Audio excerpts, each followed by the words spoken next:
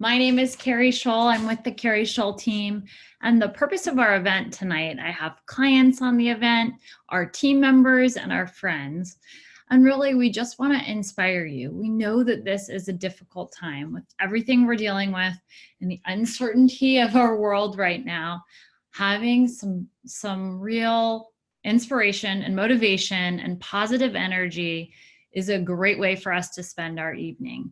I am very, very excited to introduce you guys to our speaker tonight. His name is Jason Redman, and he may not know this. Jason, I was at an event in San Diego, and the video came on when he was walking up to the stage, and before he got there, I felt myself, and I think I had stopped breathing at that point. And I just felt myself kind of in a really intense emotional state. And I remember feeling like, okay, I'm crying, and I almost had anxiety, but it was in a way of like waiting to see what would come. And so his story will just awe you and inspire you. And he is the kind of person that when you meet him, you will never forget him. So I'll tell you a little bit about him, and then I'm going to play the video that played when I was introduced to Jason, because I think it's the perfect introduction for him. So he was born in Ohio and raised moving across the country. He served for 21 years in the U.S. Navy. Jason, thank you very much for your service. 11 of those years, he was an enlisted SEAL. He was a training instructor for the SEAL team and 10 years spent as a SEAL officer. You're going to learn more about his life story here in just a moment. So I'm going to go ahead and pull up the video and share my screen with you now.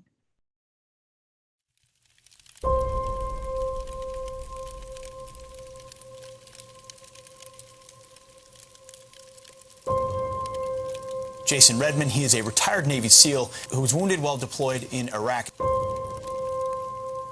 So in September of 2007, I was literally at the height of my career.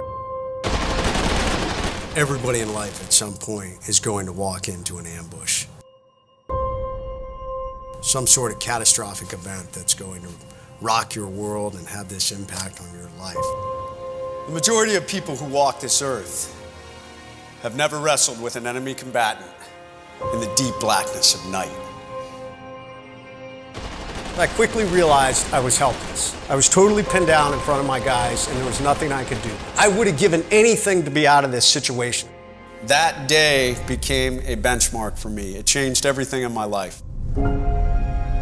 I realized in that moment that I got a second chance at life. Most people, you only get one shot to go through this life and make the most of it. And most people take it for granted. In an ambush, we talk about the point of attack. It's called the X. The reason I survived the one that I was in is because we got off the X. And I said, okay, let's drive forward. We can do this.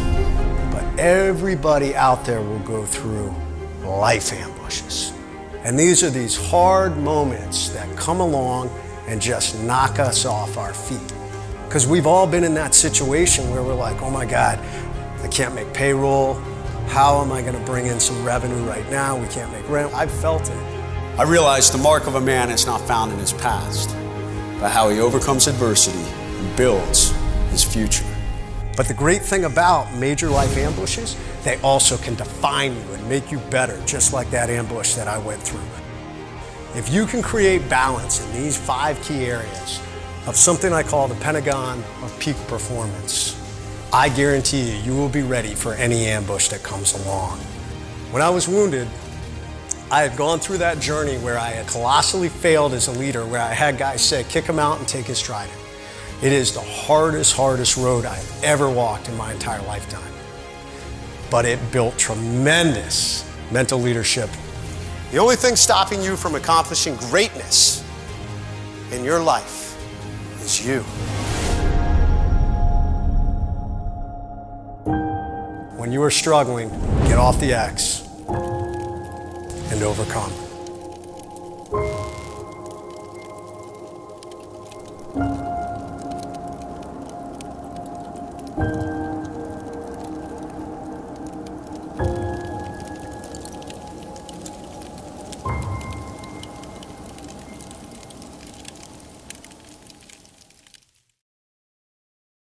Welcome, Jason. We are happy to have you here tonight.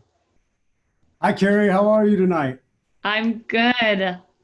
I'm thrilled to have you. All right. Are we ready to do this? We're ready to do it. Yeah. Okay. So I may share some of my slides, but I got to be honest with you guys. I've been doing a lot of Zoom webinars, and I tell you what, I don't like the fact that when you put a slide up, you lose the speaker. It puts the speaker in this little tiny box, and you can't see the speaker. And I believe in the power of connection, and I speak a lot with my hands. So I just want to say, Keri, thanks so much for having me on. Obviously, I am a big fan of high-performing teams, and you obviously are running a high-performing team. It's what you do. I came from, one of the most high-performing teams that are out there, the SEAL teams, and now trying to get out and obviously motivate and inspire others. So I just want to thank you for bringing me on. It's an interesting time in America right now, really in the world, but of course we all live in our own little bubble, and as that bubble gets smaller and smaller, we all feel the impact of it. And I obviously have been through some unique experiences in my life.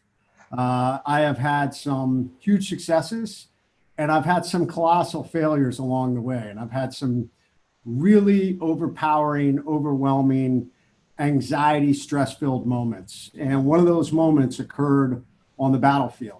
And it happened at a very interesting point in my career, because I have to give you a little background about me. For those of you that don't know me, like Keri said in the beginning, I spent 21 years in the SEAL teams, 10 years as an officer, or 11 years as an enlisted guy, and 10 years as an officer. And on that path, highs and lows. And I'll tell you, one of the lows that I sustained was when I was a brand new leader, a brand new officer, and I made some mistakes. Ego and arrogance kind of got the best of me. I started to think that I was better and that I knew more than I really did. And here's a little personal tidbit about leadership. You're never quite as great as you think you are. And if you can always remember that, if you can maintain that humility and lean on the people around you and recognize that anybody in your team is a great leader and anyone can bring you a good idea, man, your team will soar. But somewhere along the way, I lost sight of that. And it kind of created this steamroll effect that led me down a pretty dark path that culminated with a perfect storm of a bad decision on a mission in Afghanistan. And I'll tell you, this story would be a lot different if anybody had been lost, if anybody had been wounded or killed because of my bad decision. But thankfully, nothing happened. The only thing that was wounded or killed was my professional reputation. Instead of owning it like we should as leaders, I fought back and I pushed against it. And I said, I did the right thing. You guys are this is a witch hunt, and excuses. I layered excuses upon excuses upon excuses. I don't want to get too deep into that tonight. The only reason I tell you that is because it was the first major something that I call a life ambush. And we're going to come back to that point. It was the first time in my life I'd truly been on the X and felt that overwhelming feeling of, oh my God, there's nothing I can do. Fast forward about 3 years, I had built back my trust and my credibility. I had got assigned to a new SEAL assault team, a troop, worked my way back up, earned back the credibility and respect to the guys, and found myself as the second in command of a team that was heading over to Iraq to do some pretty heavy lifting. We were going after high-level and mid-level al-Qaeda and insurgent leaders in the western province of Iraq, and had this phenomenally successful deployment in a very, very volatile and violent time in Iraq. And we were literally 1 week from going home. And I remember a couple of weeks, there was a pivotal moment that occurred about 2 weeks prior to us going home. My boss, the number one, and I was the number two, came to me and he said, I want to tell you what an amazing job you've done on this deployment. You know, you've set the example. You really have come such a long way. You know, I know you had some glitches in your past, but I don't see them. And he said, you're ready for the next level of leadership. We've recommended you for the next level of leadership. And as a matter of fact, for these next few missions before we go home, we want you to run in the senior position on the ground, which normally was his position. It's called the ground force commander. They said, we want to groom you for this position. So for the next several missions, I'm going to let you run it. I'm going to stay back in the headquarters and oversee things, but you're going to run it. And I was like, I remember thinking to myself, wow, I did it. I turned it around. I came back. A week later, we were called out on a mission to go after the number one leader in the Al-Qaeda organization in Western Iraq, a guy we'd been hunting all deployment. And we launched on this mission, wondering if we were going to get him. Fast forward a couple of hours, and we found him. And my team and I stepped into a very well executed ambush situation. And I found myself out front of my guys trying to lay down fire as several of our other guys were wounded when I had two enemy machine guns turn on me at the same time. And I suddenly felt myself in this crossfire of overwhelming power and magnitude. And I can't even explain it, just this maelstrom of chaos. I could literally feel rounds going by me and bullets about the size of my thumb. And, you know, bullets this big make a supersonic crack when they go by you, but they're so big and it's pushing so much mass at such a high rate of speed. It's literally creating a shock wave, and you can feel it when it goes by that close. And I could feel it all around me. It felt like I had a bunch of angry bees buzzing by me. And then on top of that, I was getting hit. I was struck in the body armor. I was struck, I took 2 rounds in the left elbow. I took a round off my helmet. I was taking rounds off my gun as I was trying to shoot back. And then I took the rounds in the arm, of course, which I literally, I can't even describe it. It felt like I had been struck by a bolt of lightning in my arm, and it traveled up my arm. And then it felt like this bolt of lightning slammed me in the back of my skull. And I suddenly couldn't feel my arm. And my immediate thought was, oh my God, my arm got shot off. And I tried to keep shooting, and I was yelling to my guys. And then I turned to try and move back to the only point that of cover, something that would stop bullets, when I was shot in the face. And it knocked me out. And when I came to, I'm not going to get into all the details of this story tonight because there's a lot I want to go over, but I will tell you this. When I came to, I was laying flat on my back, and there was literally bullets traveling about 8 inches above me. My guys, who were about 15 yards behind me, were shooting over me at the enemy, a larger enemy force, these 2 machine guns and about, we estimate, anywhere from 12 to 13 other enemy fighters, and they were shooting over me back at my guys. And I remember coming to, I'm in a lot of pain. I'm trying to figure out what happened. And I remember thinking to myself, this is a really bad situation. And then I remember feeling this overwhelming feeling of doubt and depression of, oh my God, I'm going to die here. And there's nothing I can do. And all of this is out of my control. So why do I tell you that? Because those 3 phrases right now in this country are the number one things I am hearing from friends of mine and business owners out there. Oh my God, there's no hope. There's nothing I can do. And it's totally out of my control. And I want to tell you right now that those are lies. They're all lies. They're little lies that live inside your head that just aren't true. And the problem is when we're totally overwhelmed and our world has been turned upside down, it's easy to focus on the negative, and it's easy to focus on the overwhelming and the bad things that are occurring. But the reality is you have a lot of power to push through that and start to recognize that you can still take ownership of that situation. And so the first thing is there's always hope. I don't care how bleak the situation is. Hope is one of the most powerful things that we have. Our ability to motivate and inspire others, our ability to look for the positivity and the intense negativity, it is always there. Hope is what drives us into the future. Hope is what drives us out of disasters and problems. So you always know that there is hope. So never, ever buy into this idea that there's no hope. Number 2, don't think about there's nothing I can do. I will tell you that when I was laying there, I did think to myself, I'm really banged up. And if I sit up, I'm going to be shot. So I did come to the exception or the acceptance that that we have a saying in the military that you can be wounded or you're out of the fight. We call it you're combat ineffective at that time. And I recognized very quickly I was combat ineffective. But I started to think about, okay, what can I control? And we're going to come back to that, which leads me to that next point about what can you control? In that moment, there really wasn't a whole lot I could control. But I knew this. I knew from being a leader and having had to medevac some guys and also have done a lot of study understanding the medevac system and the medical system in Iraq, that if I could get to the combat support hospital, these amazing military medical professionals with a pulse, I had a 90% chance of making it home alive. And I thought about my wife and kids. I was married. I had 3 kids. My son at that time was 8. My middle daughter was 5, and my youngest daughter was 2. And I thought, that is what I can control. I can control focusing on staying alive. And I've had some naysayers out there saying, well, you can't control whether you live and die. That's absolutely not true.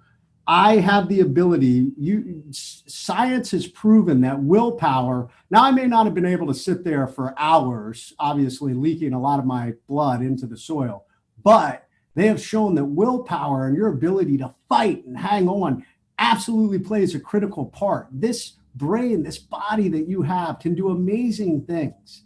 And that is what I focused on. I just focused on, you've got to stay awake to stay alive. Stay awake to stay alive. That was what was in my control. The next thing, I started to think about what I had been taught in my special operations career. Because you see, right there in that moment, where you feel that massive amount of overwhelmingness, that massive amount of anxiety, that feeling of no hope and loss of control, we call that the X. And in the military, the X is anytime you're in the point of attack, you're in the point of an incident, you're in the point of an ambush. But over my time that I've worked with companies going through crisis failure or trying to implement massive change, I've worked with individuals that have been through massive trauma, wounded warriors that have been through massive trauma that are trying to do this. I've come to recognize that all of us get on the X. Right now, America's on the X. Businesses are on the X. Families are on the X. A lot of you are on the X. It's part of the nature of a massive incident. But the great thing is, what I had learned in my military career and my SEAL career, that the number one thing you can do when you get on the X, when you get on that point, is you have to get off the X as quickly as possible. And that was the next thing I had in my mind, what I could control. I thought about, my guys are fighting, we're coordinating these different things, we're going to get out of here, we're going to get off the X, which gave me hope. You see, when we look for the positive, it's one of the most critical things. So we control what we can in the midst of chaos and crisis. So many people, when they're on the X, they want to focus on what's behind them. They want to focus on, but I want the world that I just had. I want all those, I want this great business back that I had. I want the amazing deals and the revenue. And, I want my freedom to be able to go where I want and do what I want to do. So many people focus on that when what they should be focusing on is the future and the opportunity in the moment and what you can control. This is the idea behind getting off the X. So when my teammates fought back, we ended up calling in fire directly on our position. As a matter of fact, to this day, it is the closest fire mission, meaning we literally called bombs directly on our position to get us out of there. And it was so close that the Air Force originally said, no way, we will kill you guys if we do this. And 3 times my team leader requested these munitions. And finally, on the 3rd time, they made him give his initials, because if we had been killed, they wanted to say, hey, he demanded it, it wasn't us. We called in this fire. And my team leader, who I owe my life to, did an amazing job. The Air Force did an amazing job. It enabled us to get out of there alive. And the whole time, I was focused on those 2 things, getting off the X and controlling what I can. Stay awake to stay alive. Stay awake to stay alive. I focused on that. They've medevaced me. Fast forward 96 hours, I found myself in a hospital in Bethesda, Maryland. And amazing, the military medevac system. That I was wounded early on Thursday morning, and by Sunday night, I was back in the United States, having gone through multiple surgeries, surgeries in Baghdad, surgeries in Balad, surgeries in Landstuhl, Germany, and then put on this amazing ICU plane that flew me back to the United States and got me home. And I remember waking up like the next day, and the initial euphoria of surviving was starting to wear off, and I was being inundated with all this information from these doctors. Lieutenant Redman, you suffered catastrophic injuries. Your face is shattered. Your orbital floor is gone. All the bones above, pretty much the right side of your face is destroyed. You're wired shut. You've lost your nose. You are trached. We're feeding you through a stomach tube.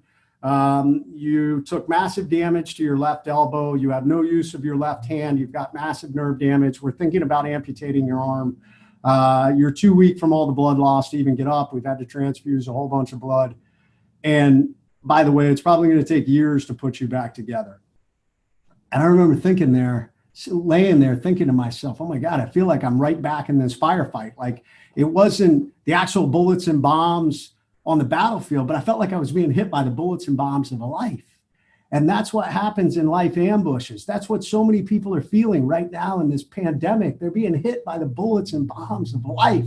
And I got to tell you, they're just as painful and just as overwhelming as what I felt on that battlefield by enemy fire. Because I meet so many people who want to say to me, oh my God, I can't believe what you went through. I can't even compare to that. But here's the thing, the human body, when you're going through stress and anxiety and you're in the fight or flight mode, it doesn't register in your brain, oh, this is a gunfight, so we should be at max fight or flight. It goes, oh, you're in a high stress fight or flight situation. You're in a car accident. You are in a life-threatening illness. Your sexual trauma, whatever it is, when you go to fight or flight, your body reacts in the same way. And your body would be reacting the exact same way with whatever you're going through as mine did in that firefight. They're the same. And they were the same when I was laying in that hospital bed being overwhelmed with everything they were telling me. At about that moment, there were a couple of people that were visiting in my room. And they started to have a conversation off to the side of my bed. And the doctors were all talking, but I caught pieces of the conversation. And the conversation went something like this. What a shame. We send these young men and women off to war and they come home broken and battered, and they're never going to be the same. They're never going to be able to get back out there and achieve their American dream. What a waste. And I remember hearing that, thinking to myself, is that true? Is that like my future? Is this who I am? Once again, I went back to those critical two things. Control what you can, look for the positivity, and get off that X. Don't ever let anybody put you on an X. You control yourself. You control your decisions. You choose to get off that X. And that's exactly what I did in that moment. When they left the room and my wife came back in, I motioned to her because I couldn't talk, of course. I can only write. And I wrote to her, never again. Never again is somebody going to come into my room feeling sorry for myself, because I vow I will never feel sorry for myself again. I will drive forward. I will be positive. And this is, I want to share this slide with you.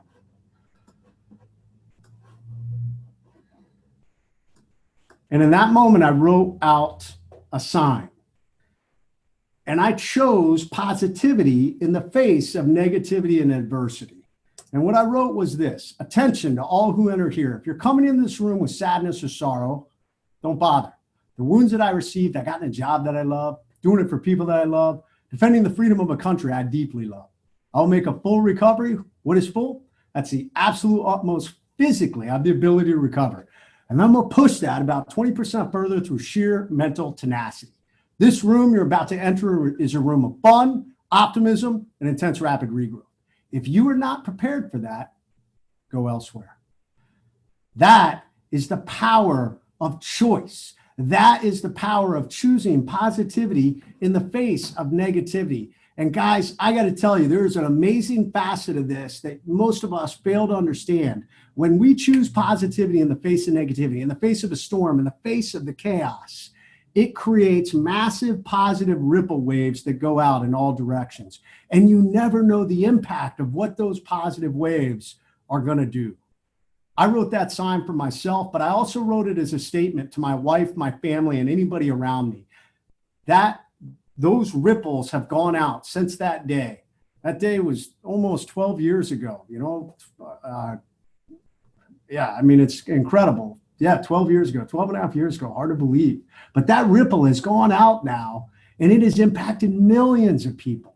Millions of people have seen that sign. I have had individuals that have had cancer take that sign and put it on their door. I've had individuals that have been in grievous accidents. I've had individuals that have had family members in grievous accidents.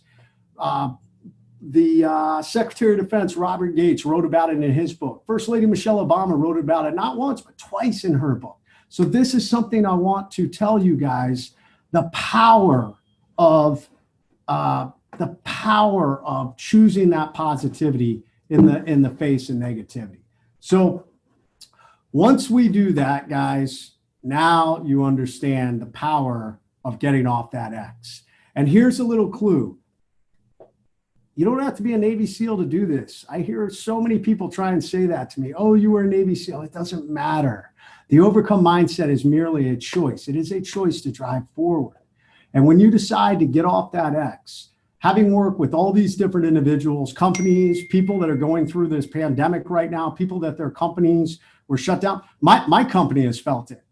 So we took a 96% reduction in revenue in about a 72-hour period that has impacted us for months. I mean, obviously the event industry is totally shut down. So for us, we felt it. But the bottom line is this. I knew you have to get off the X. I knew that I can't focus on the past. I can't focus on the negativity in the present. And the thing from working with all these companies, all these wounded warriors, all these individuals, is the individuals and the companies that get off the X the fastest, they don't just survive the crisis, guys, they thrive from it. They grow and they get better from it. So, all right. I know some of you are saying, Jay, this is awesome, man. I'm so pumped up. How do I do this? Well, I'm so glad you asked, because that's what I want to tell you next. So in the military, we have something called immediate action drill. So if something bad happens, then we want to immediately react to it. And in the civilian world, we try and do things like that. But what I've come to find is that a lot of companies, a lot of individuals live their lives not really being proactive and thinking ahead, but they try and deal with crises after the fact. Really good companies will plan ahead, really good individuals, but most people don't. So I have a tool that we have designed called the REACT methodology. In order to get off the X, you've got to react to overcome. REACT is an acronym that basically gives you a step-by-step process to get off that X as quickly as possible. Excuse me.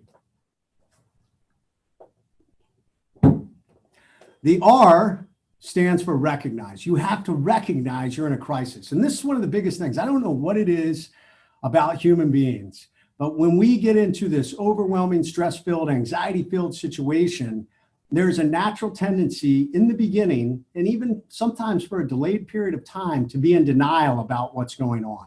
To just be like, it's not that big a deal, or, if I wait long enough, it'll go away, or it doesn't really matter. There's nothing I can do, so I'm just going to wait it out. All bad decisions. In a crisis, your ability to recognize it as quickly as possible is one of the most critical things you can do. It is the point in time that once things are starting to develop, you need to be loud and proud going, Houston, we've got a problem. It is that first initial point. The faster you can recognize there's a problem, the faster you can start to move off that X. Number two, you've got to evaluate your assets and inventory. This is where we go from that no hope, there's nothing I can control, there's nothing I can do, to, oh, wait a minute, I have tools that I actually can use to deal with this. So this is the very first thing we do. Once we recognize, we start to look at, what do I have? What are the tools in my toolbox? So believe it or not, when I was laying there all shot up, I knew I was combat ineffective. I knew I was out of the fight. But because of my training and because of this get off the X mindset, I started to think about, okay, this is a really bad situation, but what do we have? Well, I knew we had a Marine Corps quick reaction force that wasn't that far away. I knew we had helicopters. I knew I had our other team about 150 yards away. I knew I had Air Force Special Operations flight doctors on a Medevac platform waiting for us. I knew we had the Air Force AC-130 gunship. These were all the assets in my inventory. Life is no different, whether it is a personal crisis, like maybe it's within your family, maybe it's reserves in the bank, maybe you need an attorney, maybe you need a counselor, maybe you need a priest, or it's in your business and maybe you need your attorney, maybe you need your board, maybe you need a top-level consulting company to help you pivot and decide where you're going to go. It doesn't matter. These are all assets in your inventory. And the faster you assess them, the faster you can get off the X. Number 3 is you've got to assess possible options and outcomes. Now, oftentimes what happens when we get to this step is there becomes this little sense of urgency where it's like, oh my God, I'm in a crisis, and oh my God, I need to do something, and oh, I have these tools, let's go right now. Good, but oftentimes people will actually make a decision too quickly. They will impulsively just choose the very first thing. This is where it's critical that we look around and we evaluate what is the best decision in this crisis. Very rarely are we in a situation where we truly need to react within seconds when we know what tools we have. Believe it or not, even in a gunfight, if we're behind a wall or we're behind something that stops bullets, we have time. We have time to look around and see what's going on, and for us to look at our options and then think through what are the outcomes. A lot of people look at the options, but they don't think through, well, what if we do this, what's the secondary and tertiary effects of doing it?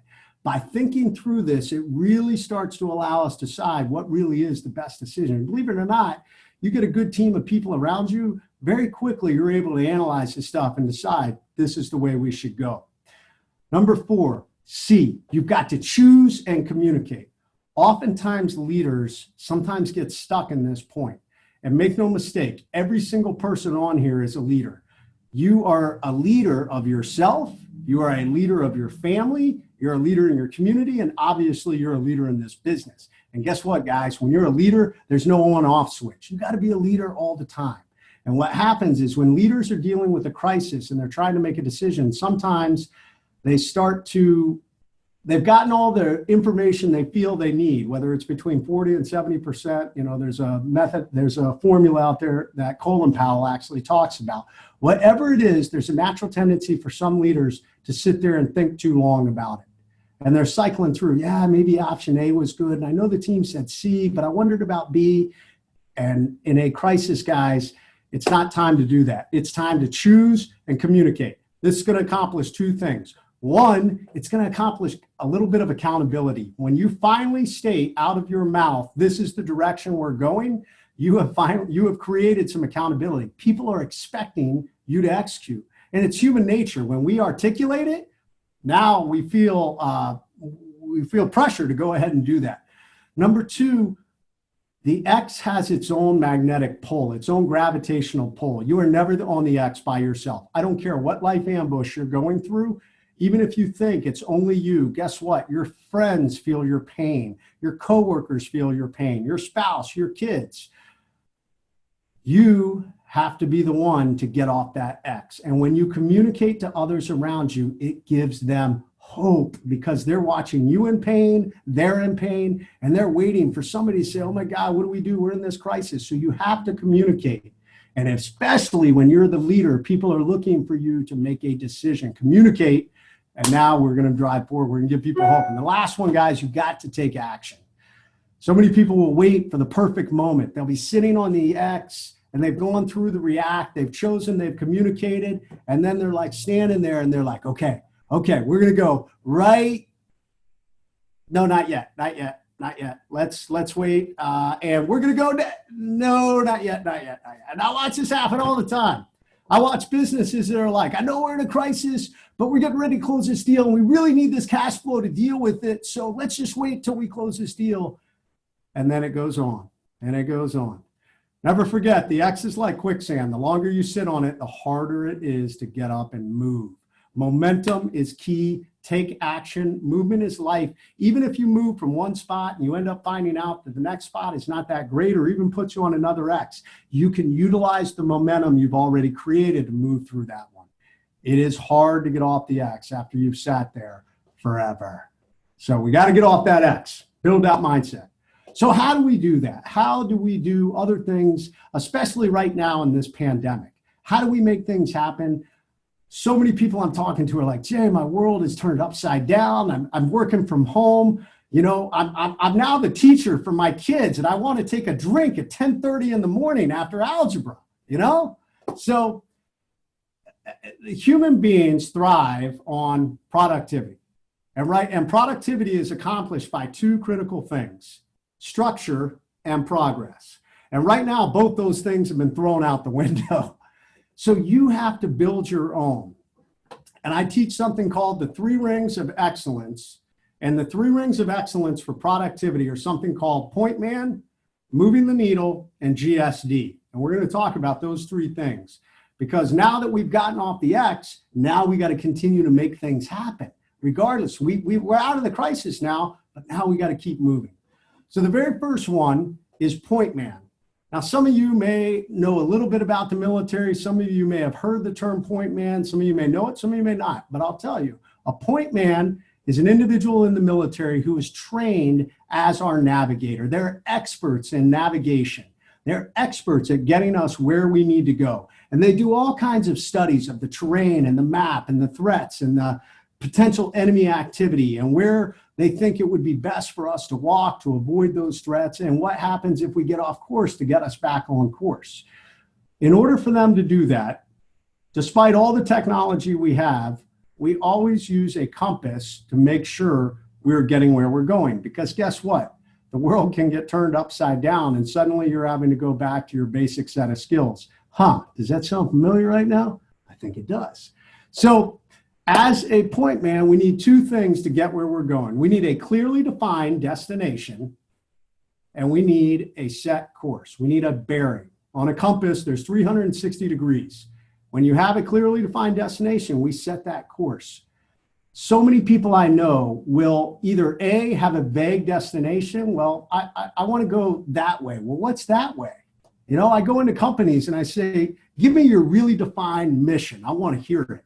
And it's broad. And if I go to different people in the company, several people in the company, well, I don't know what the mission is. I work in sales, and it's my job to sell these widgets. Well, what's the point of this company? I don't know. I just sell widgets. That person does not know the destination. It's critical for leaders to be able to articulate that. And the second component, you have to have a set course on how you're going to get there. And the problem is a lot of people will set their course, and then when things go wrong, they get off course, but they never pull their compass back out to make sure they're heading towards that destination.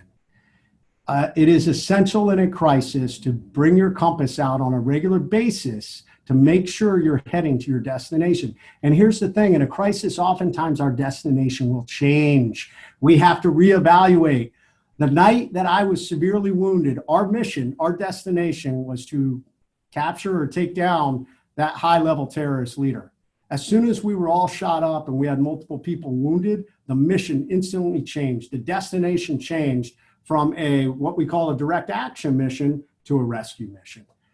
Right now, there's businesses all over the country that are having to do the same thing, but there's so many of them that are not. There's so many that continue looking at the old destination, not realizing they need to change. They need a new destination, a new course. A point man is the one that does this. But guys, I got bad news. No point man's going to show up at your door and knock and be like, hey, I just want to let you know I'm the point man that Jason Redman sent over to help you get to your destination and set your course. It doesn't work that way. You have to be the point man for your own life, and you have to make sure that you are setting that course in your own personal life, in your family, in your community, in your business, and that you are constantly pulling your compass out to make sure you are on course. And when things get hard, and I'll be honest, guys, in this pandemic, I felt it. I mean, how many of you feel like I do, that I'm working harder than I have in so many years for almost no money? Right here, baby. So I constantly have to pull my compass out and say, where am I going? Well, that's my destination. And if I know it's the right destination, then I stay the course. In a storm, when the waves are crashing and we can't see, oftentimes it's easy to get overwhelmed and question if we're on the right course. But that compass, it doesn't lie. It tells us we're on course. So guys, be the point man for your own life. So number 2, You have to move the needle every day. Right now, it's an easy tendency we're a little bit all over the place. So this is where that structure and that progress come into play, those two components that enable productivity. If we know what our destination is, if we've set the course, now we're starting to get down into what we call the operational levels. And I break that down into one critical thing. You should have forward progress every day. And here's a clue. It's not just in your business. I think it's critically important. And in America, we tend to focus so much on our business, but I watch so many people that really aren't totally balanced. And that's why I teach something called the rule of 3 Ps. And the rule of 3 Ps is this. There are 3 things that you should write down every day that's going to keep you balanced and take care of you and make sure you're moving the needle. That by the time you get to the end of your day, no matter what went wrong, no matter if, no matter if doing homework with your kids left you crying, them crying, and your husband crying, and your wife crying, and the dog was crying, no matter what, if you accomplish these 3 Ps, you're like, you know what? I moved the needle today. And that is what makes a difference. The Japanese talk about a principle called the Kaizen principle. It's small incremental changes lead to big gains. Moving the needle is about these big gains. So every day you're going to write down these 3 Ps. You get up in the morning and it's going to be 1 physical, 1 personal, and 1 professional. Physical is critical, guys. This machine that we walk around in is amazing, but it's designed to move. And right now in this pandemic, there are a lot of people that are not moving. It has become an excuse to sit on their computer and work and then binge on Netflix and make way too many trips to the refrigerator. Guys, you got to move this body. When we are stressed, when the cortisol levels are high, it is bad for us. And moving your body helps to flush that stuff out. So some of you right now may be like, oh man, I haven't worked out in years. That's okay. It's never too late. You can just start with a 30-minute walk every day. It doesn't matter, but get outside, move your body, 1 physical goal a day. You will be amazed after several weeks how much better you feel. Number 2, a personal goal. So many of us have this weird, crazy schedule, so they're focused on the professional, but it's so critical not to neglect our personal side of life. It's who we are. It makes us who we are, and we feel better about ourselves. When we leave those things to go to the wayside, I don't know about you, but if we let our house get too out of control, like I start getting anxious. I start getting stressed because I'm walking through the house and I'm like, oh my God, we got to clean that. I got to put that away. I got to do this. I got to do that. Like when we do it on a regular basis, I feel good. We've checked that box. If you've never watched the video, Make Your Bed by Bill McRaven, Bill McRaven was an amazing SEAL admiral that I worked for. He gives an incredible speech at the University of Texas several years ago. Just Google Bill McRaven, Make Your Bed. That speech is about those critical things, productivity, structure, and progress. And what he talks about, it's one simple personal thing. You get up in the morning, you make your bed. It is amazing the power of doing things like that. So every day, guys, whether it's maybe balancing your checkbook, maybe it's cleaning the kitchen, maybe it's clearing out that closet you haven't had a chance to do, cleaning the garage, whatever it is, it doesn't matter. One thing personal, some of the great things that I look at, is I want to have dinner with my family tonight. That's going to be a big one personally because, just because when I'm on the road, I don't get to do that as much. So there's amazing gifts that are there if you're willing to find them. And number 3 is professional. Do something that moves the needle professionally. And I have a lot of people that said to me, well, I'm out of work or I'm out of this, or we're not able to close any deals right now because we're not allowed to do anything. There's still so much that you can do. I know, like many of us, I'm putting out a massive amount of content. It's practically a full-time job for putting out the amount of content. And I was talking to a fellow speaker and influencer out there today, and we were talking about something. He said something to me and I was like, oh my God, that is so powerful, because sometimes you get in this grind and you're like, I'm not moving the needle. But he said to me, you never know who may be reading your content. Today's post may be tomorrow's lead and next year's big deal. That's moving the needle. That's doing things that that right now they may not be having the impact, but guess what? We go back to our clearly defined destination in our course. These are the things that are making a difference. All right, and number 3 is GSD. So what does GSD stand for? Well, I'll give you the nicer version, get stuff done. So every day when you write those goals down, you got to get them done. Don't write things that are so big that you can't accomplish them. The rule of 3 Ps means you have to accomplish them before the end of the day. So they're small chunks that A, give you structure, and B, they give you progress. You move the needle. If your goal is I'm going to paint the entire house in one day, it is an unrealistic goal. And by the end of the day, you're going to feel terrible because you didn't even come close to accomplishing it. So it's about doing these little things. It's going to be good for the mindset. And guess what? You will move that needle every day, but you have to do it. You have to get stuff done. The difference between high performers and people that are just marginal or average in their life is high performers get stuff done every day. They move the needle every day. So if you put it out there, execute on it. All right, I got one more point, and it is this. A lot of people have talked to me, and I've even felt it. I'll be honest. A couple of weeks ago, my workouts were starting to slack, and I felt like I was just going through the motions. And somebody said to me that I was talking to, they were like, man, I just got to tell you, I'm losing my motivation. And I said, yeah, me too. But you know what? That is the critical difference between discipline and motivation. Motivation is going to go away from time to time. You're going to have hard times. When you're in the middle of a storm, you're not going to want to do some of those things to move the needle. Discipline is what makes that difference. It's doing it anyways. It's getting stuff done. So understand the difference between that. Because I hear some people say, well, I just wasn't motivated to do it. Well, you're not going to be. Because sometimes when it's hard and the storm's pounding down on us, you're not going to be motivated. Instead, be disciplined.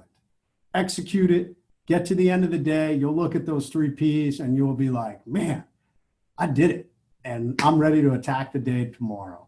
So guys, that is the secret. And it's not a secret. It's not a Navy SEAL thing. It's a human thing. And you have the ability to get off that X and overcome anything in your life. Use that REACT methodology, and I guarantee you it will make a difference for you. I'm going to share my screen one more time, and then we'll open it up for any questions. But if you are interested in a downloadable Move the Needle action plan, it's a downloadable piece of paper that has the REACT methodology, and it also has the rule of 3 Ps on the other side. So it's something you can print out to look at every day. Go to getoffx.com/overcome. That's a typo by my team. I apologize for that. But it's getoffx.com/overcome, and you can download that handout. So, all right, guys, I would love to open it up for questions if that's okay, Keri. Absolutely, that would be fantastic. If you guys have a question for Jason, just go ahead and raise your hand, and Kat will help you ask it here. And Nick, thank you for putting that website up. I appreciate that. Your story is incredible. Incredible. I'm blessed. But don't ever compare yourself. I'm telling you guys, the life ambushes you're going to go through. And I got bad news. This pandemic is not the last life ambush you're going to go through. We're going to see more. And hopefully, it won't be on this crazy level that this one is. But I guarantee it may be even more painful depending on how more personal it is to you. So build this mindset. It'll make a difference. Don't compare yourself to me. Compare yourself to you and your ability. You have the power to get off that X. So. Sorry, Jason, we have a couple questions coming in. Alicia asked, what's the biggest key to finding discipline? So great question. The biggest key to finding discipline is understanding your destination and setting that course. When we forget about our destination, it's easy to lose discipline because we just feel like, oh, all the things are doing are not making a difference. Like right now, it's really easy in this pandemic. I felt it. I'm like, God, man, I'm grinding so hard for no money. And, but I know where I'm going, and I know that this too will end. And someday, all the efforts I'm putting into, like I'm designing a new consulting program, I'm putting out some online content or some online courses. I'm starting to plan 2 new books. These are things that are going to have a long-term impact. They are in line with my destination, and that is on course in this storm. That allows me to have discipline every day to get up and achieve it. And I love this that my buddy and I were talking about, who you don't know who's looking at what you're doing. Right now, today, somebody could be inspired. You know, if you're putting out some amazing content on what you guys are doing, somebody could be inspired, and you may not hear from them for a year, but they may reach out to you and say, you know what, I just want to let you know that you put something out during the pandemic, and I started following you, and I really love what you do, and that's why I've come to you a year later. I mean, it's weird how the world works. That's how you maintain discipline. Amazing. We have another question in the chat. What's the first thing you do every day, from Jeff Clark? And then Libby Bish also asked, what's your morning routine? So it's kind of goes hand in hand. I love it. So my morning routine is I get up, I drink a glass of water, and then I make my JR Overcome coffee. So JR Overcome coffee is Bub's collagen protein. It's Bub's MCT powder. It's a little bit of creatine, and then it's K2 creamer. So I get protein, I get some good stuff, I get my brain working. Then I go sit down and I like to read. It's my time of the day that I'm reading. And I typically get up between 5:30 and 6 before the rest of my household gets up. And that's my time, man. And I like to read. I take a lot of notes. I like leadership books. And those books always stimulate different things that I'm working on. I'm like, oh, wow, they really saw this a different way. But I'm working on a concept that's like that. So I'm usually taking notes while I read. After that, I look at my day. If there's anything on social media, I normally take a look at that. If there's any edits that need to be done, the last thing I do, I have a daily Bible verse that I get sent. I read that, I pray, and then I go get my workout in. So that is my morning routine. And I tell you what, it helps me set the day. One of the biggest things it enables me to do is think.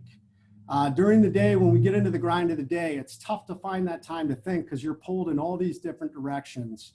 And that is probably one of my most creative times where I'm writing and I'm creating stuff during my morning routine. Awesome. We have a couple people raising their hands. I'm going to allow Dave to talk. I'm sorry, that was an accident. That was an accident. I'd love to talk. Well, guess what? Nothing in life is an accident. So I have a feeling there's this question burning inside you, and maybe fate just prompted you to ask it. Okay. What in the last week, Jason, did you encounter that was tough that you use your techniques on? I'll be honest. I won't lie. I had an interesting epiphany earlier this week. So I have a friend. I realized that I wasn't pushing myself quite as hard as I should be in certain areas. And I realized that I was starting to do something that I think happens to leaders as we start to get to a certain level. Because we've accomplished stuff and we've done stuff and we've been through some grind. So sometimes there's a tendency, I really don't need to do that. So a good friend of mine who is a fitness beast, he's the co-host of my podcast, Ray Cash Care. Ray is 48 years old and he can hold his own with any young 20-year-old in fitness. He is just a beast. And Ray has been doing this thing called the 10-20 challenge every Sunday. And the 10-20 challenge is 1,020 push-ups in an hour. Every minute you are doing 17 push-ups. And he's been trying to get different people to go onto his lives with him and do it with him. And he's been trying to get me to do it. And I've just been deferring. And I will be perfectly honest. I was deferring because I truly believed I couldn't do it. I'm banged up and I wondered, man, will my elbow even hold up? I mean, I'm in pretty good shape for a guy that got all shot up, but I was like, I don't even know if I can do it. And then here's the reality. I didn't want to fail in front of people. I'm like, I'm a leader. I can't get out there. If I fail, will people say, oh, I'm going to stop following Jason Overcome Redman because that guy can't even do, all these push-ups. It's silly. It's silly. But you know what? Those were the things going through my mind. And I had this epiphany the day he was doing it. I didn't go do it with him last Sunday. And I said, you know what, man, you need to stop. You talk all about getting off the X. You talk about confronting fear and uncomfortable situations head on, and you are shirking back from one. So on Sunday afternoon, in my living room, I told my wife, I'm going to try the 10-20 challenge. And I made it 39 rounds. You have to go 60 before I gave out. So 670 some push-ups I managed to do. But I didn't do the 10-20. So I was right. But you know what? I realized that people are going to relate to that. People are going to understand that, you know, it's much better to go after it and fail. There's so many more lessons out of that. And not only that, I know where I am now. And you know what else I learned? My elbow didn't break off doing it. So these are the things. So that's probably the biggest lesson I learned last week, that I gotta always continue to lean into discomfort and not be afraid of failure just because I'm worried about what somebody else will think. Thank you. Yeah, Dave, absolutely, man. I love it. Okay, we have a question from Mike. I'm not sure if this is Mike from our team, actually, so we'll find out. Hi, yeah, this is Mike. I just wondered how you deal with like negativity and people who don't believe in your plan. You know, I encounter that from time to time, and I won't lie. Sometimes it bothers me, but I just try and push to the backside. I'll be honest, I'm the most unlikely person to become a SEAL. I mean, I'm not a real big guy. I'm 5'8" and 170 pounds. And, but when I went to training, I was literally the proverbial 95-pound weakling. I was a very slow, I was slow to grow up. When I first decided I wanted to become a SEAL, I literally was like 5 feet 95. When I went through SEAL training, I only weighed, I think, 135 pounds. As a matter of fact, when I went through Hell Week, I lost a whole bunch of weight and I dropped to 117. There's a picture in my book, The Trident, of when I graduated from, or when I finished Hell Week, and I literally look like I just stepped out of Auschwitz. I mean, I'm just skin and bones and look like I just got my ass kicked. So I'll be honest, I try and ignore it. I'd love to tell you it never bothers me. It does sometimes. You know, sometimes the attacks that are out there and the stupid things that people say, it bothers you. But at the end of the day, I have always pushed through that. I've always ignored the naysayers, and I'm not a braggart. Instead, I like actions to be able to show the results. And I just say, you know what, you know, you have your beliefs, but I'm here and you're where you are. And I will keep driving forward, and I will try and motivate and inspire people around me. My goal in this life, the mission of what I am doing, is that I hope someday when I die, at my funeral, everyone there will say, you know what, that guy made me better. Every time I was around him, he said or he did something or gave me a positive word that made me better. That's my goal. That's my mission in life. And I don't have time to fret or worry about those naysayers. I mean, they're there. They'll always be there. Keep driving forward. Destination, course, get off the X. Awesome. We have Sasha and Devin from our team who have a question. Hey there, can you hear me? Yes. Awesome. Thanks, Jason, for the awesome talk. I like how actionable it was. I guess we both kind of have a question. For the 3 Ps, the one for the professional life, is going through kind of like a normal work day and checking all the things off your to-do list kind of fulfilling that professional P, or is it more like bigger growth in your career kind of thing? I like it. For me, I like the bigger growth in my career. There's a great book called The One Thing, if you've never read it. And it is about drilling down to focus on what is truly the one thing that moves the needle in your life or your career. All of us every day get inundated with all the minutia of work, the emails, the fires that spring up. When you're a leader, everybody's drawn on your attention, the phone calls, you know, all of that. Right now, all the day on Zoom, virtual meetings we're having, all of that pulls on you. So what is the one thing you can do, you know, even if you're only blocking off an hour that you're working on it, that you know is moving the needle in your professional life?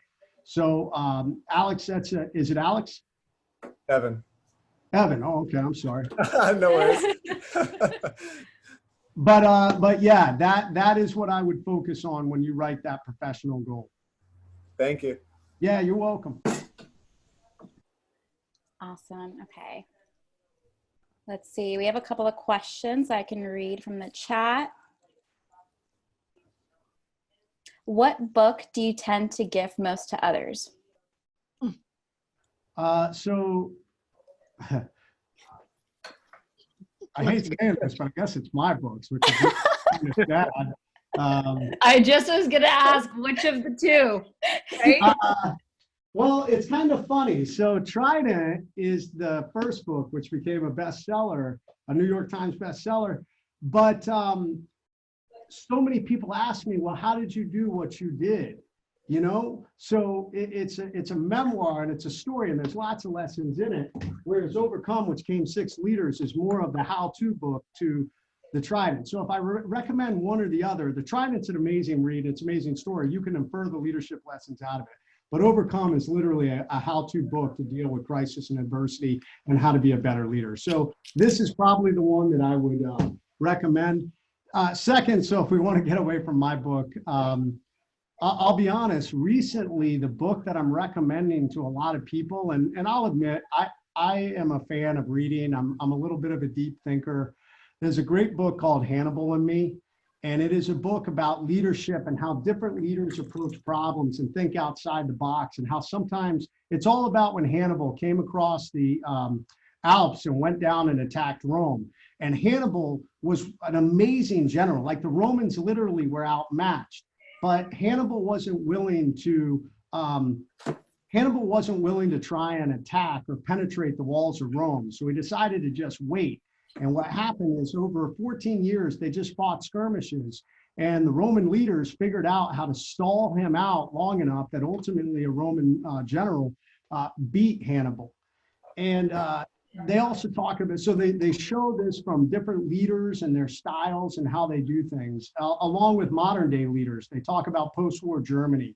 The book's actually written by a German, and it was translated to English, but I read it about a year ago and it just blew me away. I just love the way they looked at leadership in different scenarios, because oftentimes we think there's just one solution to a problem, and just you look at the way different leaders look at different problems, and I was just kind of fascinated by that. So that's a book I've been recommending and sending to a lot of people, to some of my friends.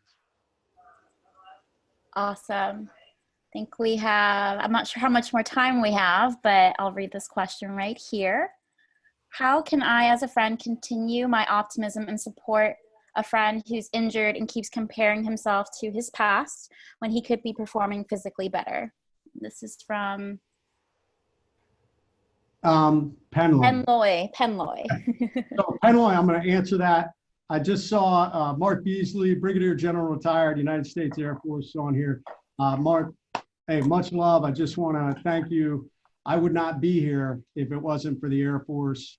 Mark, it was a 4th SOS crew. The main key individuals in the crew received distinguished flying crosses, and the rest of the crews received air medals for that mission, and rightfully so. So much love. I'll just tell you this, that there was nobody left after that firefight when we pulled out. I think they expended all their ammunition in that aircraft by the time we left. So there was nobody left to brag about what happened, that's for sure. All right, Penloy. So here's an interesting thing. How can I, as a friend, continue my optimism and support for a friend who's injured and keeps comparing himself to his past? So I am going to go to this book, and there's a specific reason why. When I got injured, I told myself the same thing. I wanted to be back to the Jason Redman before my injuries. And when I finally was strong enough to start working out again, I oftentimes left the gym depressed. I wouldn't finish workouts because I could not even come close to doing many of the things I used to do. And I know there's a lot of individuals that have been injured or something has happened that want that. They think that they're looking back at the past instead of looking at the future as far as getting off the X. I finally came to understand that all of us, so imagine, if you will, you're a yardstick, you know, but an injury has occurred. So a chunk of your yardstick has been taken out. It just has been obliterated by an accident. But amazing yardstick doctors came along and they put your yardstick back together. But the problem is you're no longer a yardstick. You're no longer 36 inches. Now maybe you're 35 or a little less, depending on the amount of damage you've had. So we're never going to get back to those full 36 inches, to a full yard. Instead, we have to look at how we become the best full version of ourselves now. And once I started to wrap my head around that, that became my goal. And I just had to accept there were some things I couldn't do, but I don't know if you saw in that video at the beginning, like a clean and jerk for me, I can't do it because I can't bend this elbow more than this anymore. So what I have to do is I have to do this crazy dynamic move where I bring the bar up and I catch it out on my arm. I had to modify the way I do things. I'll never be able to do as much weight as some other people out there, but it doesn't matter. It's about being able to do the most that I can do. And if you can teach him that, if you can encourage him to do that, tell him to follow some of my videos. And there's a lot of people out there that are doing the same thing. Tell him to follow Noah Galloway. Noah Galloway is an amazing wounded warrior. He was on Dancing with the Stars. He lost an arm and a leg, and he's a physical beast. And if those guys can do it, anybody can, you know? So just focus on him becoming the best version of his new self. And there's a whole chapter in my book that's about that, about my journey, how I finally came to figure that out. Okay. I think that we have answered all of the questions. I so appreciate you being here, and everyone, I know that he can't see you, but you can give him a virtual thank you. We appreciate it. And I have a question for you to end today. You talked about your mission being to help everyone say you made their life better. You helped them see something or accomplish something. What is one thing that everybody who's watching right now can help you accomplish your mission today? I need an instant cure for coronavirus. I mean, is that asking too much? No? I'll put that on the list. You know, I am, obviously there's all the little wins that come along with running a coaching business. I mean, if you guys want to go to my website and purchase our book, that would be an amazing thing that, has a direct dividend. One, it'll help you, I guarantee, if you read it. The Overcome book, like I said, is a great one. We have book bundles on there.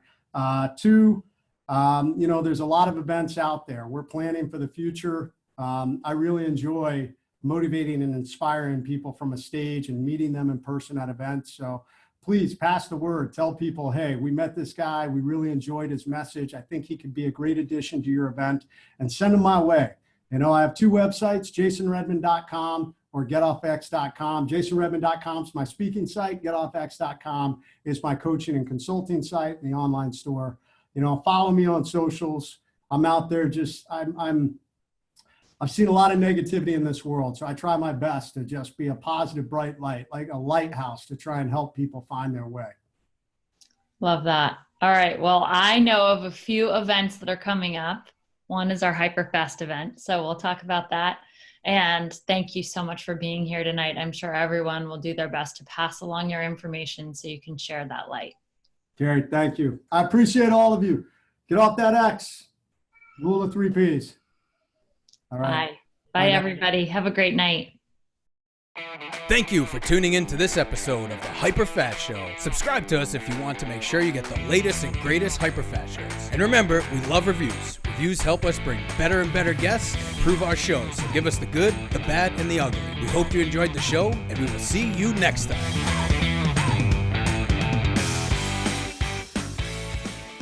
Thanks for staying to the end of our video. For more videos like this, click here. And if you're interested in learning more about personally coaching with me or the HyperFast coaching program, click here. If you're looking to get notifications when we do a new video, make sure you subscribe below. And always give us your comments, your feedback, your questions. I personally read those and look forward to responding to you just down below. See you soon.